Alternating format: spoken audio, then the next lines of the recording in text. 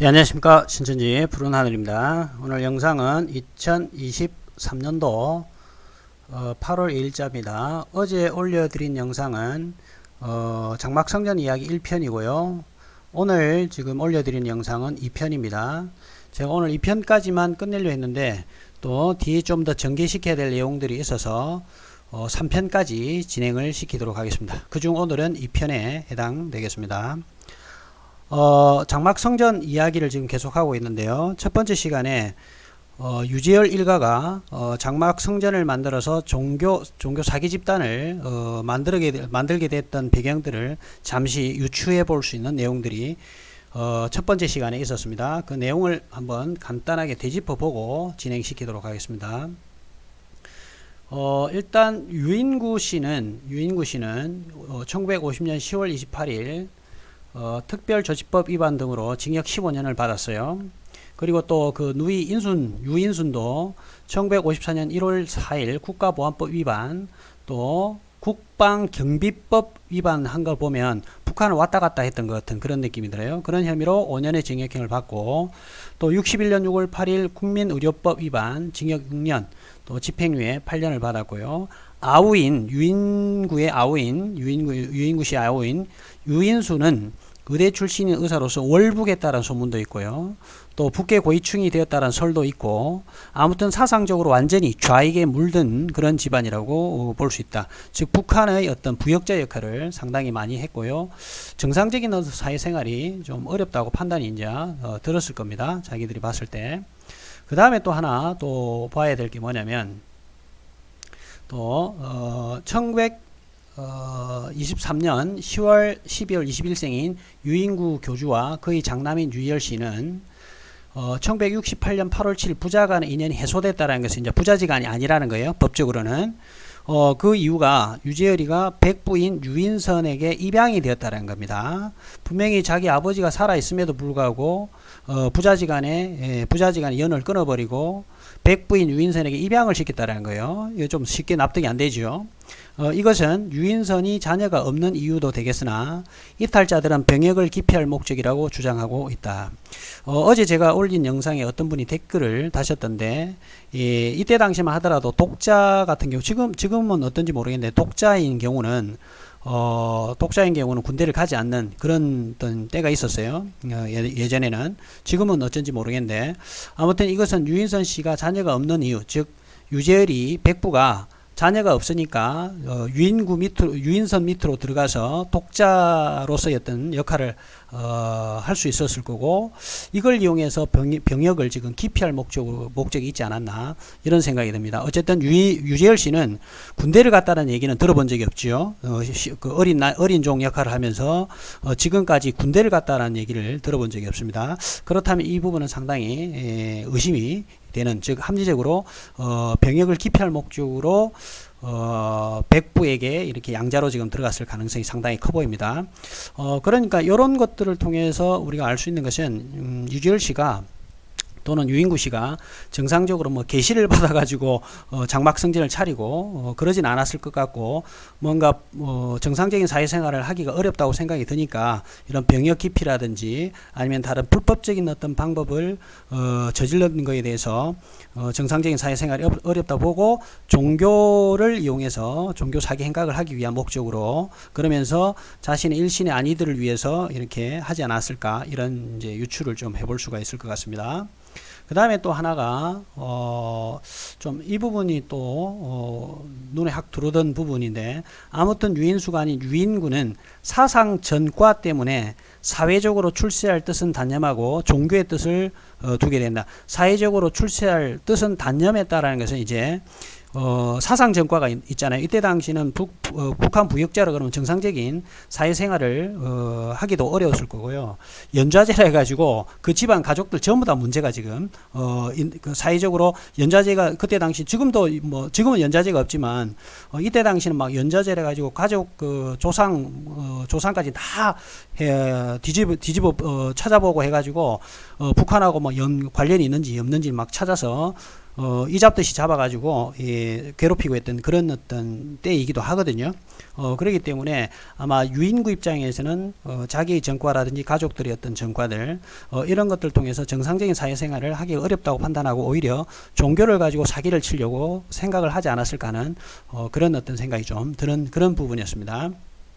그래서 이제 장막성질이라는 것을 작정하고 자기 이제 그 유인구의 그 와이프가 지금 신종순이었거든요. 유재열의 어머니가 신종순이었고, 이 사람들이 전부 다 그래서 신종순의 또 오빠가 신종환이었고, 등등 이런 사람들이 정상적인 사회생활을 하기가 어렵다고 이제 판단이 했었을 거라는 생각이 듭니다. 가족들이 전부 다 그래서 가족들이 다 하나로 어떤 의견을 일치시켜 가지고 장막성전이라는 종교 사기판을 거창하게 한번 만들기 시작하지 않았나 이런 생각이 듭니다. 그러다 보니까 이런 조작극 같은 인상을 주는 이런 일들이 자꾸 이제 벌어지게 된 거죠. 자, 그래서 오늘은 이제 그 두 번째 시간 이어서 계속 보도록 하겠습니다. 일단 이제 두 번째 시간 김종규의 추방. 김종규는 아시다시피 유재열 일가가 김종규를 주님 그리스도로 따랐던 그런 인물이죠. 자, 김종규의 추행에 대해서 불만을 품고 이탈한 이들이 장막성전을 건립하면서부터 본격적으로 호생기도원과 대립하게 되었다. 유재열은 김종규 일파를 비난하기 시작했고 성경 마태복음 24장 15절을 들어 김을 가리켜 멸망의 가정한 것이라고 몰아세웠다. 신천지에서 멸망이 가정한 것은 오평호 목사를 얘기를 하는 거죠. 그 다음에 1166년 가을 김창도 백만봉, 유재열, 정창래 등 일파는 호생기도원의 김종규를 찾아가서 그로 하여금 무릎을 꿇게 하고 그가 이 지역에서 떠나가기를 명령한 바, 김은 자신의 죄상이 있으므로 아무런 한거를 못한 채 그곳을 떠났으니 때가 1966년 11월 24일이었다. 여기서 알 수 있는 게 장막성전이 1966년 3월 14일 날 설립됐다고 얘기를 하잖아요. 그런데 김종규가 과천을 떠난 것은 1966년 11월 24일이니까 장막성전이 세워지고 어떤 김종규 씨가 장막성전에 과천을 떠난 그 기간이 오버랩되는 기간이 있죠. 그러니까 장막성전이 지금 세워진 것은 1966년 3월 14일부터 지금 장막성전이 시작됐다고 이제 보니까, 그리고 1966년 11월 24일 날 김종규가 여기서 과천을 떠났다면 요 지금 3월부터 11월에 해당한 이 기간은 지금 오버랩되는 기간이에요. 그럼 이 기간에는 과천에 유재열 일당도 있었고 김종규 분파도 지금 김종규 교주도 같이 오버랩되는 그런 시점입니다. 근데 여기서 하나 또 보셔야 될 게 뭐냐면 여기서 1966년 가을 김창도, 백만봉, 유재열 등 정창래 등 이런 사람들이 이미 지금 호생기도원 김종규의 제자들로서 있었다라는 거예요. 이게 나중에 이제 이 사람들이 일곱 사자가 되는 일곱 사자 역할을 하는 그런 인물들이 되는 거죠. 그러니까 이때부터 다 서로 연관이 있었던 사람들입니다. 그죠? 그러니까 이 사람들이 아마 정상적인 사회생활을 하기가 어렵다고 보고 작정을 하고 장막성전을 짓지 않았나, 만들기 시작하지 않았나 그런 생각이 좀 듭니다. 그 다음 이제 이 김종규가 떠날 때 보면 비가 주룩주룩 쏟아지는데 일파를 거느리고 짐을 싸가지고, 일파를 거느렸다는 것은 김종규를 추종한 세력들이 아직 있었다는 소리지요. 충북 중원군 산천면으로 옮겨가게 되었다. 이를 본 장막성전 유재 일파는 성서의 예언대로 되었다고 기뻐했다. 그러면 요게 이제 김종규를 쫓아내고 이 김종규가 아까 멸망에 가정한 것이라 했으니까 김종규를 쫓아내고 이게 성경대로 이제 자기들이 이루어졌다라고 이제 장막성전을 만들어서 장난을 지금 치려고 했던 것으로 보입니다. 그다음 결국 여신도와의 추행으로 소문난 호생기도원 교주 김종규는 자신이 길러낸 제자들에게 쫓겨나게 되었고, 장막성전은 호생기도원으로 말미암아 창설된 셈이며 장막성전의 모체는 호생기도원이라는 아이러니컬한 결론이 나오게 된다. 이 부분도 상당히 중요합니다. 신천지가 장막성전이 오늘날 길예비 사자라고 생각을 하고 있으니까, 그러면 오히려 장막성전이 호생기도원이 모체라면 결국은 지금 신천지가 뿌리가 사실은 호생기도원이 되는 그런 어떤 상황입니다. 다시 이 부분 한번 읽어볼게요. 결국 여신도와 추행으로 소문난 호생기도원 교주 김종규는 자신이 길러낸 제자들에게 쫓겨나게 되었고, 장막성전은 호생기도원으로 말미암아 창설된 셈이에요. 그러니까 호생기도원 때문에 장막성전이 만들어졌고, 이 장막성전 그 뒤에 다시 신천지가 만들어졌다면 결국은 그 뿌리는 그 신천지의 뿌리는 오히려 호생기도원으로 볼 수도 있는 그런 상황입니다. 호생기도원으로 말미암아 창설된 셈이며 장막성전의 모체는 호생기도원이라는 아이러니컬한 결론이 나오게 된다. 결국은 그러면 장막성전이, 신천지는 그러잖아요. 장막성님이 하나님이 예비한 길예비 사자 역할을 하는 오늘날 그 일곱별 일곱 사자가 나타나는 곳이 장막성전이라 얘기를 했는데, 사실은 이 장막성전도 알고 보니까 종교 사기 집단이었던 종교 사기꾼인 김종규 밑에서 나온 그런 장막성전이었다는 거예요. 그렇다면 이 장막성전은 하나님께서, 신천지가 얘기하는 하나님께서 만들어 놓으신, 오늘 한국의 이 땅 가운데 만들어 놓은 그런 하나님이 예비한 그런 장막성전이 아니고, 오늘날 신천지가 만들어질 수 있는 그런 모체가 되는 그런 장막성전이 아니고, 결국은 김종규를 추종했던 종교 사기 집단, 종교 사기꾼을 추종했던 장막성전이 김종규의 영향을 받아서 만들어졌으니까, 그럼 이 장막성전의 영향을 받은 신천지 또한, 이만희 또한 김종규로부터의 어떤 영향을 받게 되는 그런 연결고리가 있다고 지금 보입니다. 결국은 장막성전은 신천지가 말하는 하나님이 예비한 그런 길예비 사자의 역할을 하는 그런 곳이 아니라는 것이 이 내용을 보면 알 수가 있습니다. 이에 장성할 대로 장성한 유재열은 아버지와 맞서 언쟁을 할 때도 있었고, 이때는 할머니가 중간에 말렸는데 한 번은 말리다가 유재열에게 밀려서 마루 밑으로 떨어진 적이 있었다. 이때 원장으로 불리는 유인구 교조를 지지하는 파와 그의 아들 유재열 교주를 지지하는 파로 나뉘어 결국 1967년 6월경 유인구 교주는 용산구 신천동회 모회 사장인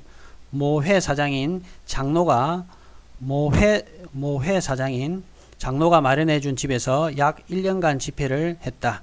이때 유인구는 거의 정신 이상자가 되어 어두운 것을 좋아했으며 형광등을 켜며 깨어버리기가 일쑤였다고 한다. 좀 더 올려서 보겠습니다. 그런데 부친이 이탈한 데 대해서 유재열 교주는 좀 올려서 보겠습니다. 유재열 교주는 이렇게 주장한 것으로 알려졌다. 나의 계시와 아버지의 계시가 전에는 같았으나 그 후 계시가 같지 않은 것을 보면 사탄의 계시를 아버지가 받고 있음이 틀림없다. 그러면 계시를 일단은 아버지가 지금 먼저 받았던 것 같아요. 내용상으로 보면. 그러면 길예비 사자는 유재열이가 아니고 사실은 유인구가 돼야 되는 거죠. 어쨌든 나의 계시와 아버지의 계시가 달라지고 아버지의 계시가 사탄의 계시임에 틀림없다라고 얘기하는 순간에, 이때부터 이제 유재열 씨는 아버지 유인구의 있던 그늘에서 이제 벗어나기 시작하려는 그런 시점이었던 것으로 보입니다. 그 다음 교단 발전과 내분. 유재열 교주의 부친 유인구 교조는 여전히 아들에게는 물론 일곱 천사들이라는 하는 7명의 간부에게도 엄격하였다. 유재열은 시내 기도처에 돌아다니면서 가정 집회를 인도하고 돌아오면서는 꼭 통닭을 사서 들고 와 그의 부친 유인구에 공양했다. 그러나 어쩌다가 안 사오는 날에는 야단을 치고 매까지 때린 적도 있다라는 것이다. 그 다음에 좀 더 올려서요. 유인구 교주는 일곱 목자 8군왕을 해석하기를, 일곱 목자는 일곱 천사이며 8군왕은 장로들 중에서 나온다는 계시를 받았다고 하며, 그의 아들 유재열 교주는 일곱 천사는 일곱 천사이며 8군왕은 일곱 천사에다가 모세 장로까지 합한 숫자라고 주장했다. 여기서부터 이제 부자지간의 사이가 지금 틀어지고 있는 것 같아요. 이렇게 부자간의 의견이 일치되지 않자 장로들을 중심으로 한 아버지파와 어린 종파를 중심으로 하는 아들파, 아버지파와 아들파로 이제 나눠지게 되었습니다. 유인구는 두루마리를 먹은 것이 어린 종이 아니라 자신이라고 주장하기도 하였다. 여기서 지금 볼 수 있는 게요. 여기서 사기판이라는 게 이제 유출을 할 수가 있어요. 만약에 이게 진짜 계시를 받았다면 이런 주장을 할 수가 없겠죠. 서로 이제 자리 싸움을 하는 거예요. 유인구는 자기가 책을 받아 먹었다고 얘기하고 유재열이는 자기가 또 책을 받아 먹었다고, 서로 자기가 책을 받아 먹었다고 주장을 지금 하는 거죠. 이거는 부자지간에 사이가 안 좋아서 그런 것도 있겠지만 점점 교세가 이제 늘어나면서 돈벌이가 되니까 이게 유인구하고 유재열이가 지금 자리 다툼을 지금 하는 것으로 지금 그런 느낌이 지금 듭니다.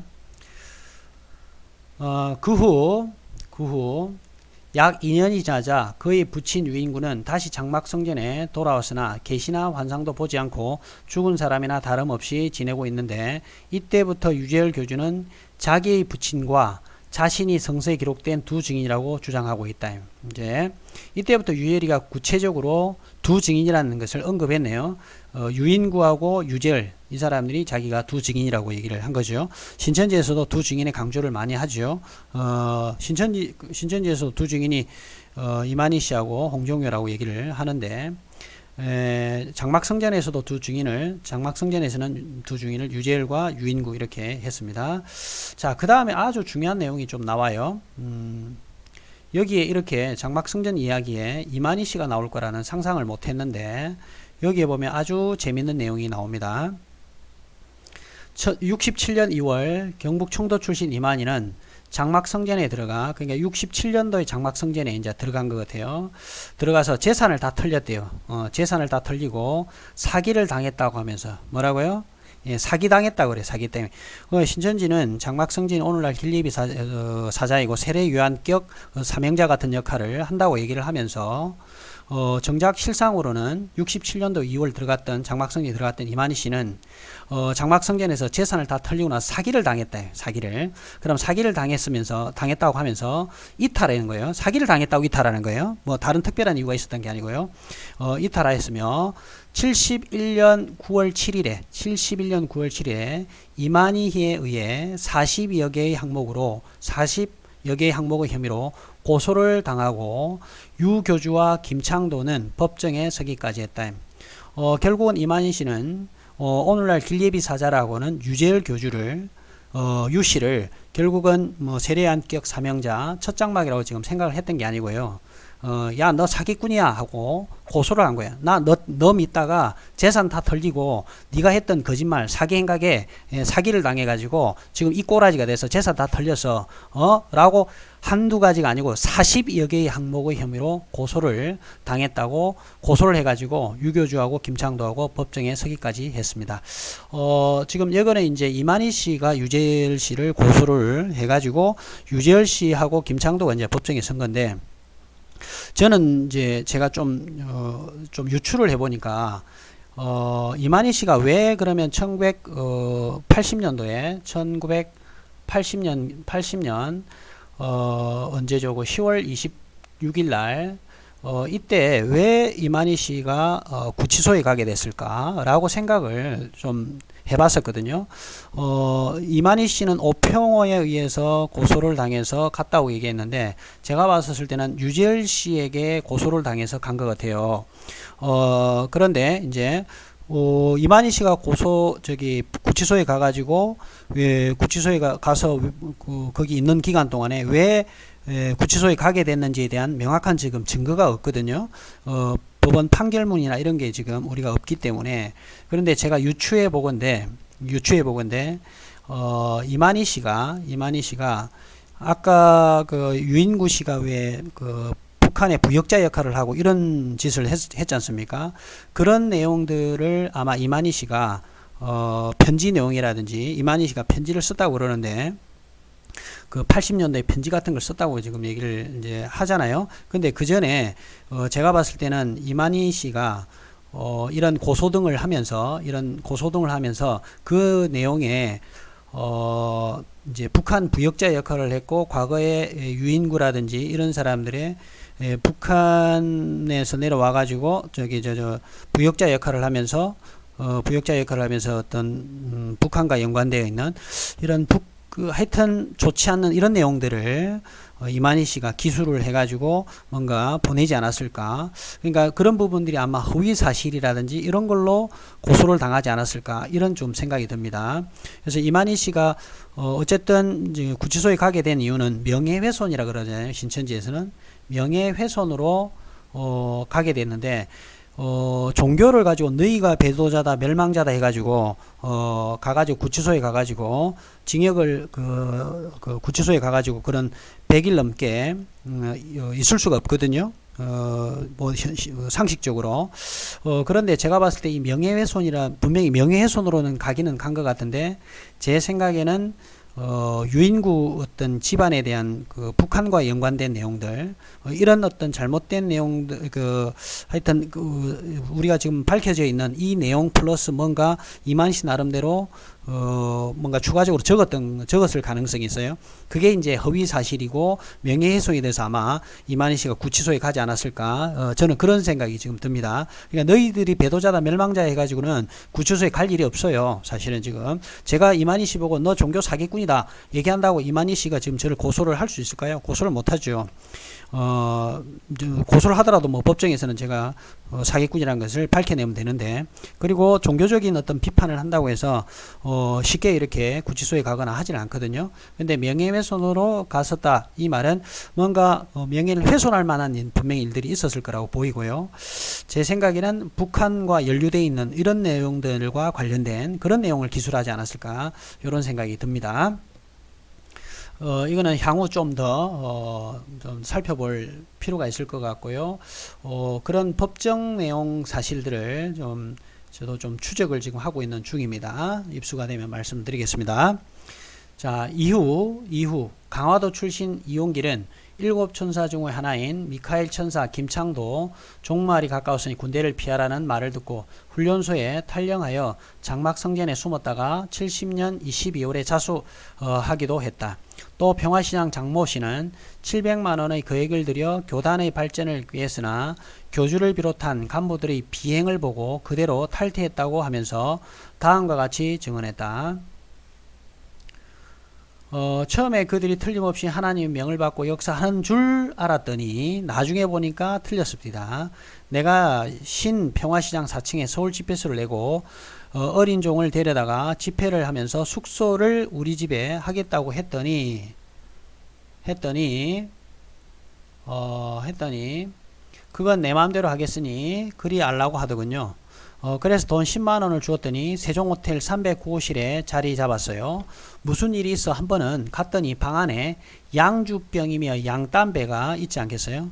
더군다나 이모라고 하는 김모 여인이 같이 지내고 있고, 그래서 틀렸다고 생각했어요. 또 한 번은 한국일보 뒷골목에 있는 고급 요정에 가자고 해서 갔더니 아주 단골이더군요.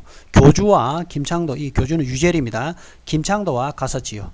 여자들을 무릎 위에 앉히고 술을 퍼마시는데 그 술 실력이 굉장해요. 어디 그뿐인가요? 경찰에서 조사했는데 새 검정 만화장 호텔 단골은 김창도인데 숙박부를 조사해보니 수많은 여인들을 데리고 와서 자고 갔어요. 김창도뿐만이 아니고 유재열도 상당히 그랬을 것으로 지금 보이고요.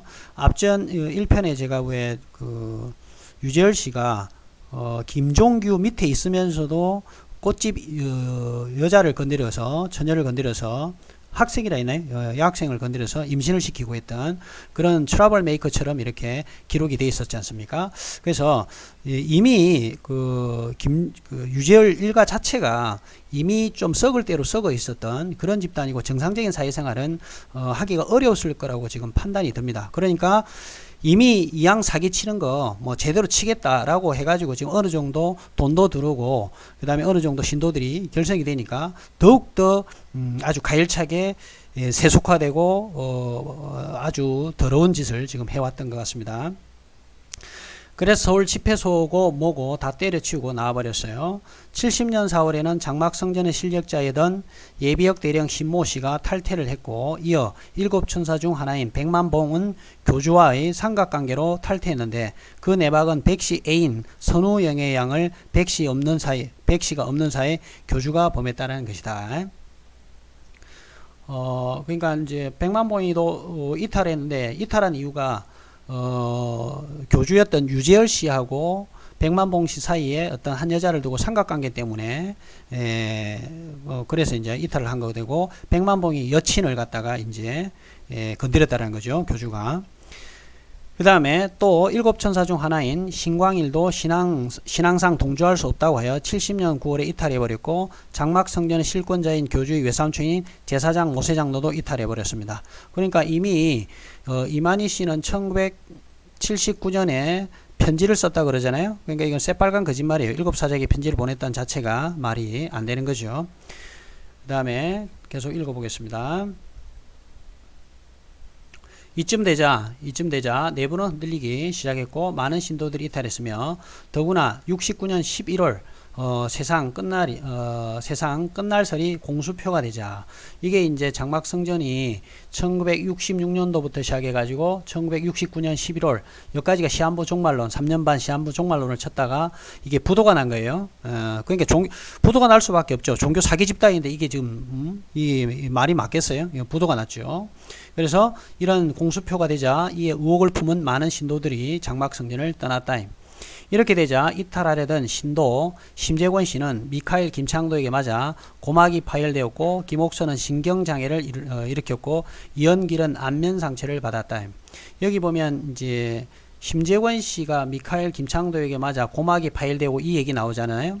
이 얘기를 이긴 자 간증 김상태 씨가 이긴 자 간증을 했던 때가 있는데 이만희 씨가 미카엘 김창도에게 뒤지게 두들겨 맞았다고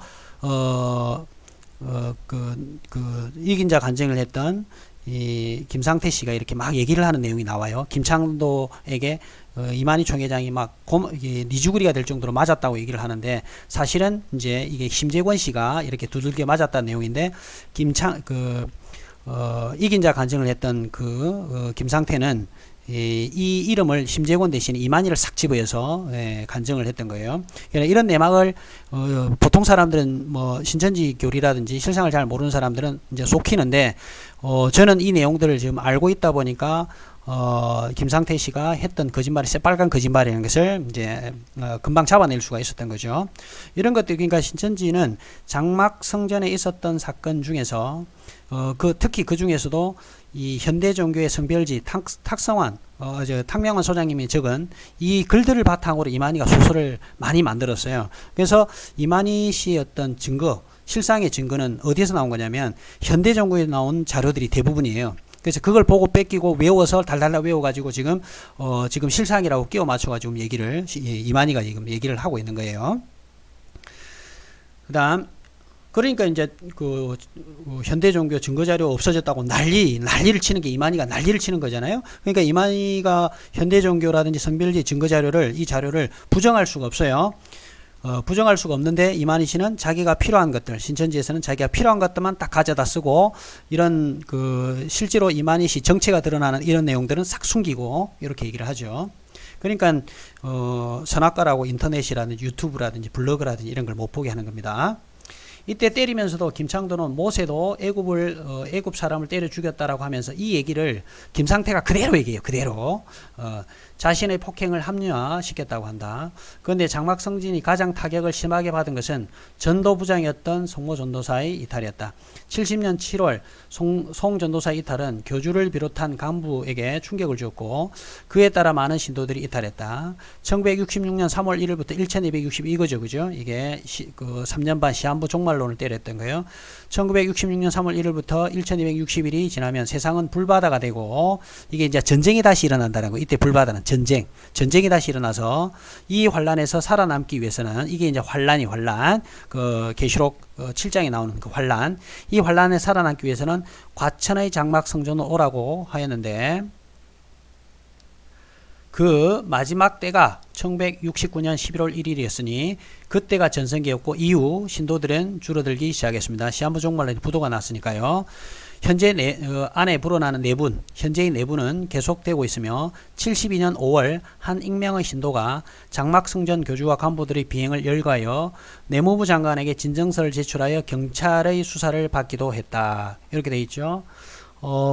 아마 제가 알기로는 72년 한 익명의 신도가 장막성전 교주와 간부들의 비행을 열거하여 내무부 장관에게 진정서를 제출했다 했잖아요. 이 사람이 누구냐면 홍종요 씨입니다. 홍종요 씨. 홍종요 씨라는 걸 제가 왜 유출을 해낼 수 있냐면 저번에 방송에도 이 조사를 했던 검사가 나와서 누가 진정서를 이제 보내온 것을 가지고 그걸 토대로 조사해 보니까 이게 지금 안에서 뭐 죽어나가는 사람도 있고 심각한 어떤 불법적인 일들이 벌어지고 있다고 해가지고 조사를 시작했는데 이때 그 진정서를 넣었던 사람이 바로 홍종요 씨였습니다. 홍종요 씨. 이때 홍종요 씨는 자기가 가지고 있던 그 공장 같은 것을 유재일 씨에게도 다 뺏기고 오히려 이만치보다는 홍종요 씨가 장막성전에서 핍박을 엄청나게 많이 받았더라고요. 예, 제가 이제 찾아본 자료에 의해서는 결국은 이 홍종요 씨가 찔러가지고 장막성전의 어떤 내막을 이제 찾아내서 그 유재열이를 뭐 이제 처벌을 하게 되고 등등의 일들이 발생되었습니다. 수사를 담당한 한 수사관은 뭔가 잘못되었다는 것이 심증은 가나 구체적인 정황이 잠시만요. 좀 더 올려서 하겠습니다. 구체적인 정황이 없어 애로점이 된다고 하면서 구체적인 범법들을 들어 고발해 주기를 바란다고 했죠. 그런데 계속 홍종요 씨가 진정서를 넣었던 걸로 알고 있어요. 넣어서 그 진정서 때문에 결국은 장막성전을 조사를 하기 시작했던 겁니다. 자, 그 다음에 요것도 좀 뭐 읽어볼까요? 장로직 받은 미모의 여배우, 요 부분은 제가 알고 있는데 구체적으로 누구라고 제가 지칭을 하진 않겠습니다. 장로직 받은 미모의 여배우 67년 5월 영화배우 강효심 가명입니다.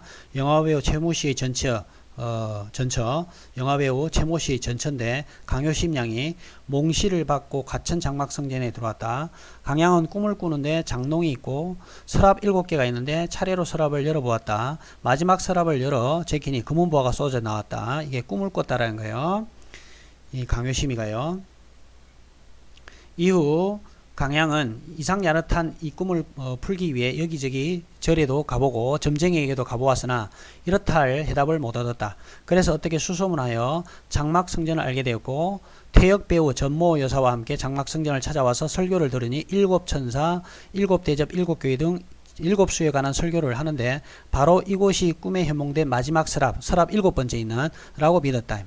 요거는 약간 느낌이 지어낸 것 같은 느낌입니다. 그 다음에 그 길로 강양은 이곳에서 즉 장막성전에 이제 아주 입주하여 장막성전으로 들어왔다는 거예요. 방을 얻어 장막성전에 들어온 게 아니고 장막성전 그 신앙촌을 새로운 어떤 신앙촌을 형성하고 있는 거기에 지금 들어와서 방을 얻어서 좋아하던 술과 담배도 끊었다. 그러자 그 집에는 교주가 자주 드나들게 됐고 유재일입니다. 이 소문은 소리 없이 퍼져나가 여배우와 교주의 동거설까지 떠돌았다. 한 이탈 전도사의 증언에 의하면 한 번은 강양의 방을 노크하니까 교주겠네요. 교주는 물론 강양이 같은 내입바람으로 침대에 누워있다가 황급하게 일어나더라 한다.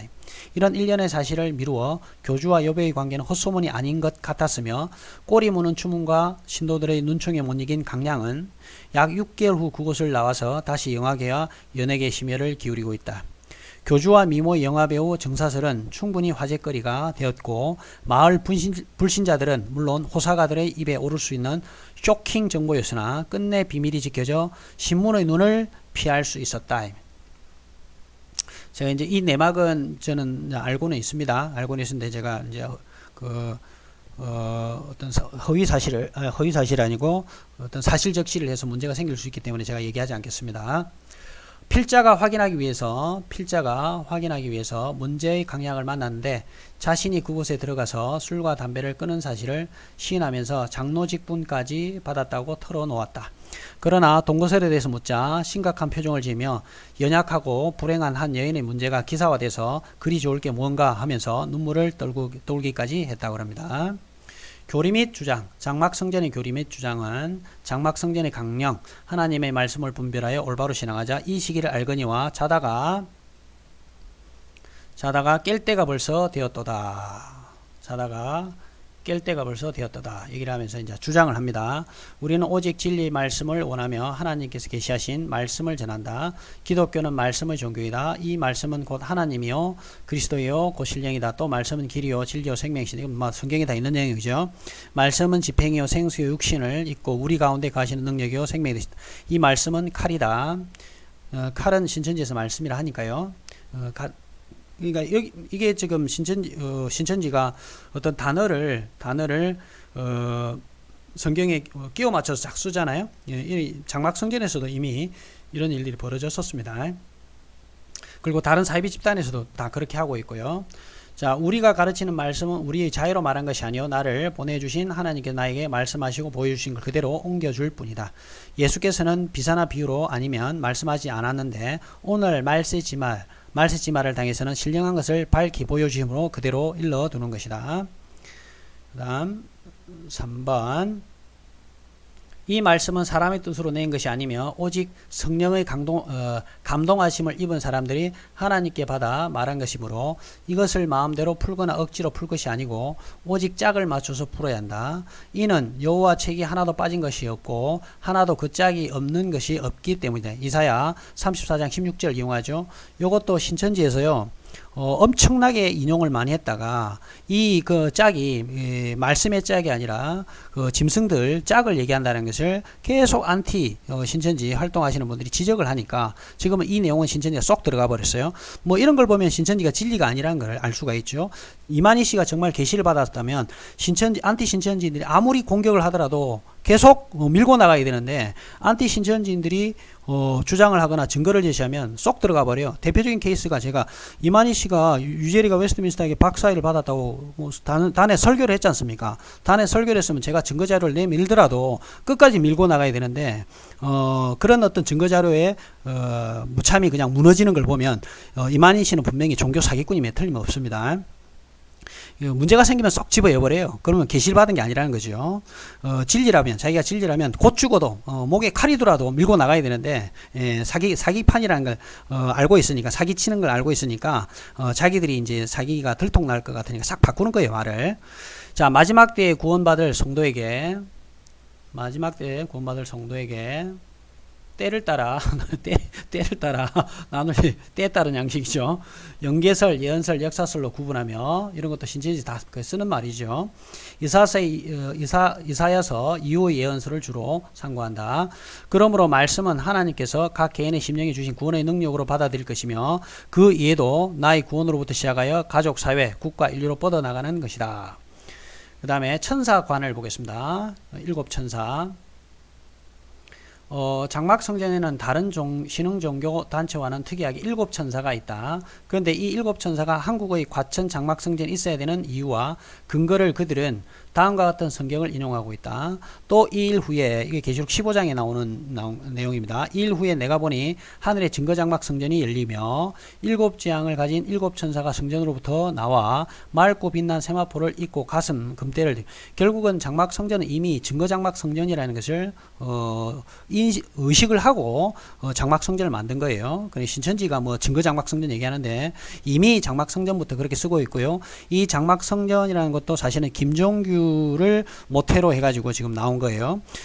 제가 봤을 때는 이제 김종규, 유인구, 그 다음에 유재열 어떤 가족 일당들이 김종규가 가르치는 내용들을 아마 상당 부분 뺏어가지고 아까 쫓아냈다 그러지 않습니까? 아마 어떤 성경 자료라든지 김종규가 가르치는 자료들을 상당 부분 아마 빼들었지 않았을까? 그걸 토대로 자기들 몰래 6개월간 산속에 들어가가지고 나름대로 짜가지고 작전을 짜가지고 내려오지 않았을까? 그런 생각이 듭니다.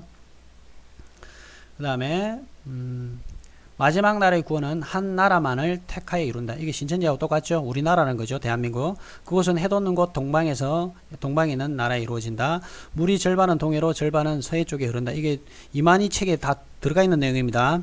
그곳은 동서로 갈라진 산이 있는 곳이다. 이게 청계산, 계자가 신의 계자라 했고 신의 산하고 같은 거라는 그런 내용을 얘기했던 거죠. 이만희 씨가. 그 다음에 연못이 있는 곳이다. 막계리 저수지, 언약계가 있는 곳이다. 장막성전, 일곱 금set대요, 일곱 별인 일곱 종이 있는 곳, 이런 것들도 이만희 씨가 장막성전에서 다 가져온 겁니다.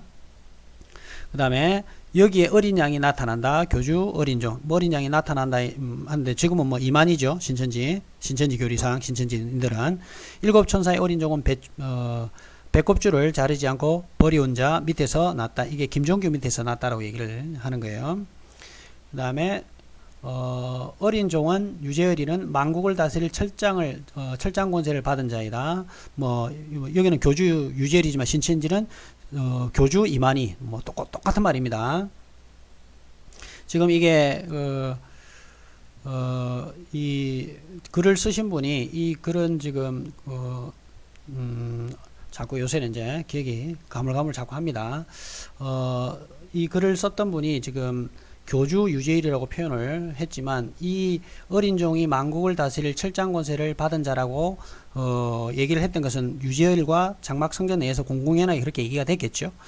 그리고 신천지에서도 지금 이렇게 얘기를 지금 하고 있는 거고, 자기들 이만희가 지금 철장 권세를 받은 자라고 얘기를 하죠.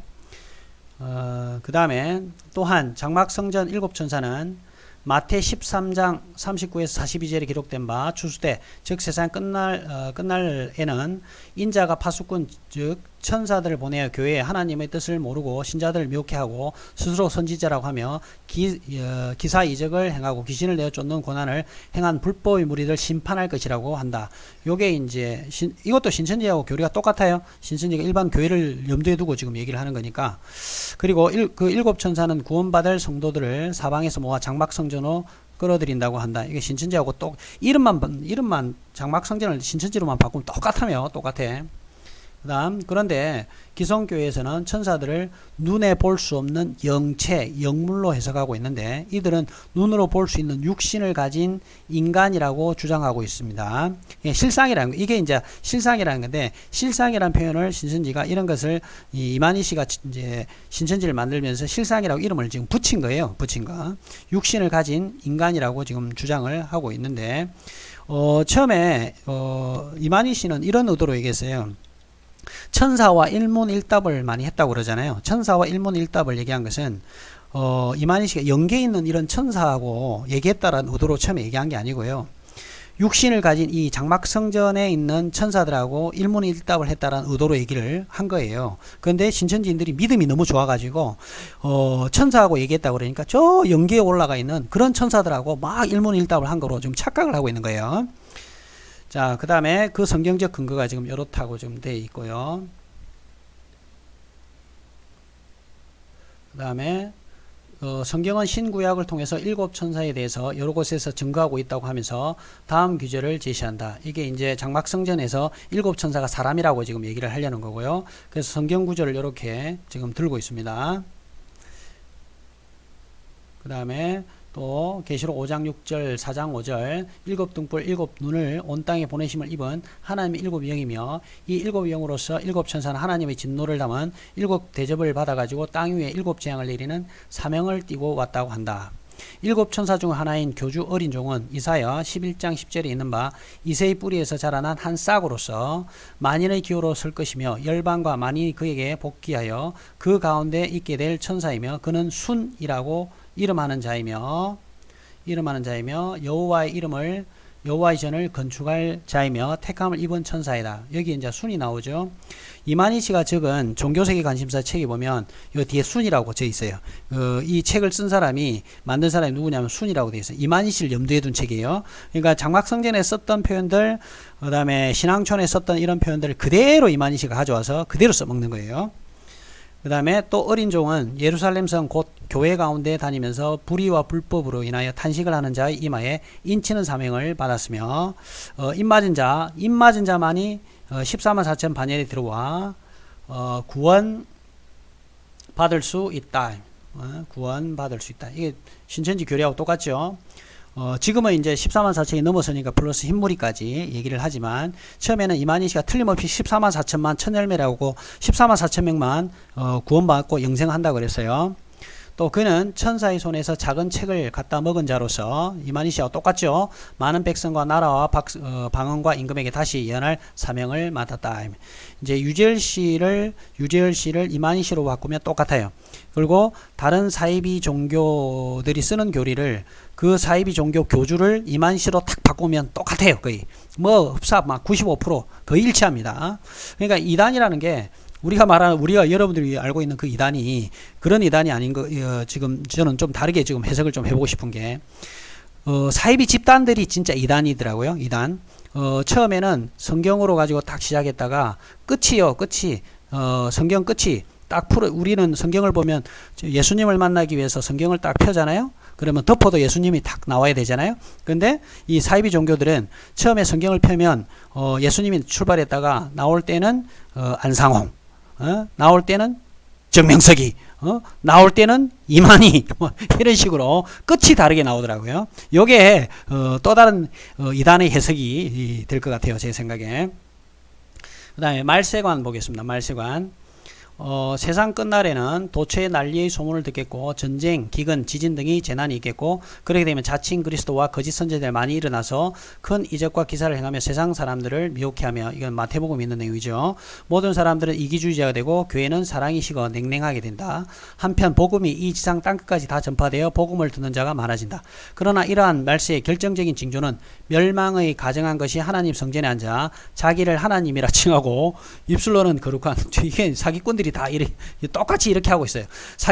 종교 사기꾼들이 이렇게 하면서 마치 자기가 아닌 것처럼 이렇게 성경적으로 이렇게 얘기하면 이렇게 외치잖아요. 밖으로 이렇게 외치잖아요. 그럼 내가 이렇게 외치니까 자기는 아니고 다른 누군가가 이런 식으로 한다고 얘기하지만 정작 사실은 보면 이렇게 자기가 외치고 있는 종교 사기꾼 이만이라든지 JMS 정명석이라 이런 인간들이 이렇게 지금 하고 있는 겁니다. 입술로는 거룩한 말을 하면서도 행위로는 음란한데 그것이 3년 반 동안 계속되리라. 그 다음에 에스겔 기록된 바 그 멸망에 가정한 것, 그러니까 장막성전에서는 멸망에 가정한 게 김종규입니다. 신천지에서는 멸망에 가정한 것이 오평호 목사가 되는 거고요. 가리키면 나는 선지자가 아니요 농부라 할 것이요 무식자라고 하나 나는 날 때에 배꼽줄을 자르지 않고 들에 버린 바 되었다라고 말하는 것이다. 이 사실은 바로 호생기도원 교주 김종교를 통해서 이루어졌다고 하며 이러한 악한 자가 나타난 것은 사탄의 역사로서 모든 능력과 표적의 기적, 거짓 기적의 속임수로 멸망할 자리에 이르러 구원받지 못하게 하기 위함이라. 이게 이제 장막성전이 김종규가 모태가 되는 거잖아요. 그러면 신천지식으로 보면 결국은 신천지의 모태는 장막성전이니까 그럼 장막성전의 모태는 김종규니까 결국은 김종규에게 상당히 영향을 받았다고 볼 수도 있는 그런 상황입니다. 그러므로 영이라고 모두 믿을 것이 아니며 그것이 진리의 영인가 미혹의 영인가를 분별하는 지혜가 가져야 된다. 그런데 기성교회 목사는 자기의 의를 앞세우고 믿음이 교만해져서 자멸할 수밖에 없고 이를 따르는 양떼들은 그들의 거짓된 인도로 멸망하게 된다 해가지고 기성교회를 공격을 하는 거죠. 그러니까 사이비 종교들은요 기성교회를 공격할 수밖에 없지요. 왜냐면 당연히 자기가 교주고 자기가 하나님 행세를 하는데 너 사기꾼이라고 사이비 교주라고 얘기할 때는 당연히 정상적인 기성교회가 사이비 교주라고 얘기할 수밖에 없겠죠. 그러니까 사이비 교주들은 일단 기성교회를 먼저 공격할 수밖에 없는 그런 시스템을 가지고 있을 수밖에 없어요. 지금은 몇 가지 징조에 비춰볼 때 말세의 끝인데 언제 주가 심판장으로 강림하실지 그 시기는 아무도 모른다. 주께서는 자기가 재림하시기 전에 주수꾼으로서 천사들을 먼저 내보내다 약속한다. 이 또 말세에 아마겟돈 전쟁의 환란을 피하기 위해 이미 청계산 계곡에 큰 밀실을 마련해 놓았는데 이게 이제 장막성전의 시한부 종말론을 때리면서 밀실에 청계산 계곡 그 밀실에 전쟁이 일어나면 불바다가 되면 거기 숨어 들어가서 전쟁이 불바다가 끝나고 나면 자기들이 나와서 이 땅에 이제 왕같은 제사장이 된다 이 얘기를 하려고 그랬던 거예요. 그 아멜과 토굴 속으로 장막성전 신도가 다 들어간 뒤에 세상은 불바다가 되고 그 후 다시 나와서 신천신지 여기 나오죠. 신천신지를 이루고 신도들은 왕들이 되어 각 고를 다스리거든요. 이게 이제 신천지죠. 그래서 신천신지가 처음 신천지가 써본 게 아니고요. 뭐죠? 박태선에서도 신천신지를 썼고요. 그 다음에 장막성전에서도 신천신지를 표현을 다 썼습니다. 그러면 이 노정을 거쳤던 이만희 씨는 당연히 신천신지를 알고 있었을 테니까 신천지라는 표현을 또 새로운 단어 가지고 새롭게 이제 사이비를 만들기 위해서 이름을 또 그럴듯하게 만든 겁니다. 그 다음에 장막성전에 나타난 하나님의 뜻, 인간의 지능과 노력으로 오늘날 과학의 힘은 신비에 쌓여 있는 수천 년 전의 달의 배를 베껴 신에 대한 일반적 도전을 성공리에 마친 것 같다. 그러나 이 두렵기까지 한 과학의 능력을 지어낸 인간은 과연 어느 분의 창조인가? 즉 우주의 그 어느 것 하나라도 지음이 없이는 존재할 수 없다라는 것은 너무나 당연한 사실이라고 말하겠다. 시공간을 초월한 존재를 믿는 것이 말하는 것이다. 좀 올려서 보인다. 그 다음에 즉 질과 양이 무한 변천하고 있다라는 것이다. 오지병을 만드는 토기장의 능력에 따라 교묘한 장식을 만들어냄으로써 오직 토기장애로서의 위대함을 과시할 수 있다. 그러나 흙을 떠나서는 이룰 수 없다. 이것이 곧 절대자의 능력인 것이다. 나 여호와는 해를 낮의 빛으로 주었고 달과 별을 밤의 빛으로 규정하였고 바다를 격동시켜 그 바다는 소리치게 하나니 내 이름은 만군의 여호와니라. 예레미야에 나오는 거죠. 그 다음에 여호와의 곧 하늘을 펴시며 땅의 털을 세우시고 사람 안에 심령을 지으신 자를 떠나서는 모략과 경영이 있을 수 없다. 만약에 있다면 흙을 떠난 오지병이 이 뿌리 없는 나무로 이에 장막성전을 통하여 역사하시는 하나님 섭리는 흙의 뿌리다. 더 알기를 원한다면 흙이 뿌리에 덮이며 절대주가 물을 뿌리니 부패되어가는 하나님 백성을 어찌 구원하지 않겠는가. 이것이 곧 인간들이 원하는 한목적적인 우주관 완성이지 않겠나. 대표 유예라 이렇게 적었습니다. 자, 오늘은 여기까지 하고요. 다음 시간에는 좀 더 구체적인 좀 내용들을 여러분들과 또 얘기를 해보겠습니다. 오늘 시간이 좀 길어졌습니다. 오늘 여기까지 하고 마치겠습니다.